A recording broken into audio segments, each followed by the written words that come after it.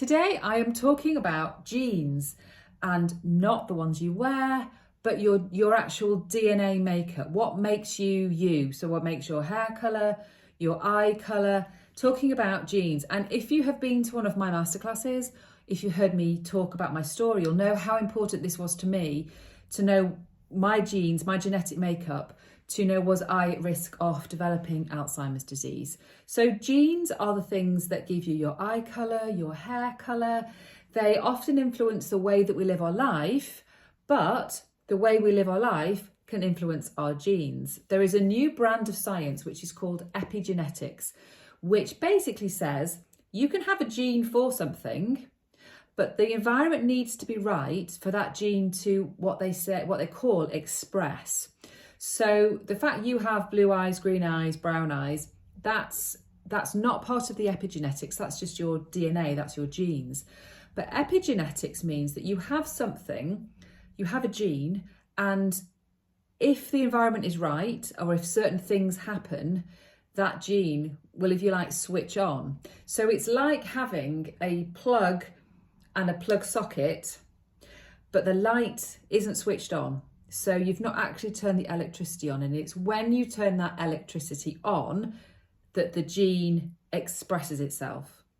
So for example, you could have in your family the breast cancer gene, but unless the environment is right, it doesn't mean that you're going to develop breast cancer. And it is the same with Alzheimer's disease. There is an Alzheimer's gene, if you like. It's very rare, very small percentage of people have the Alzheimer's gene. And just because you have the gene doesn't mean that you're going to develop Alzheimer's disease. The environment has to be right, if you like, for the gene to switch on. And it's only about 5% of cases with Alzheimer's disease are genetically linked. So that's a very, very small percentage. So you can't change what genes you have, but you can influence if they get turned on, if that switch is flicked.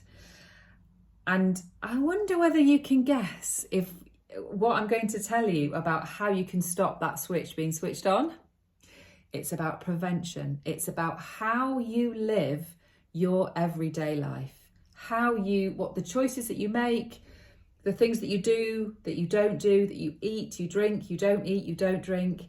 Those are very powerful in knowing whether your body is going to switch on this gene or a particular gene or anything. In fact, heart disease, certain types of cancers, they're all can be in a way similar, because your body has incredible regenerative capacities. So did you know, for example, that your blood cells regenerate every few hours? So the blood cells you had this morning are not the same ones you have this afternoon. Your skin cells, about every month, your skin will regenerate. Your muscles, about 15 years, you get a different, so your muscle, the actual cells of the muscle will regenerate, there'll be different cells. And if you live to 80 years old, your heart is likely to have regenerated 4 times. So isn't that incredible? So your brain has this capacity to regenerate and to heal. And that means, therefore, that even if you have a particular gene, it doesn't mean that you're going to end up with that condition that's associated with the gene. You have to put yourself in the right environment. And so with Alzheimer's disease or dementia, let's avoid all those situations where we are likely to put ourselves in danger of it developing. We need to make our brain as resistant as possible to any sort of disease. So we need to do the things that help it and stop doing the things that harm it. One really key thing to do is to keep learning, to keep making those connections. Because as you've heard me talk about in a previous training, our brain has this capacity to make new connections throughout life. That is a recent bit of science that's been discovered. It always used to be thought that we'd reach a certain age and our brain was fixed and nothing would change. We now know that's not true, which I think is incredible. And if your brain isn't using certain parts of it, it'll go, well, I don't need that bit anymore, so I'm going to get rid of that bit. It prunes it. And what we don't want is too much pruning going on, because we need our brain to keep regenerating and to keep making new connections. So learning a new skill has been proven to be really brain protective. And that can be a sport, a hobby, a skill, learning a new instrument, taking up a new language, anything like that. Anything where you're learning something new is very what they call brain protective. It's neuroprotective. It will help keep your brain making those new connections constantly, which is what we need to have a healthy brain. What other sort of things? Reducing your stress. I know you've heard me say it before, super important. If you're struggling with that, then reach out to me, because that's what I can certainly help you with. Meditating, taking your brain out of that stressful state to a calmer place. Reading something new, maybe something informative, a non-fiction book, so learning something new.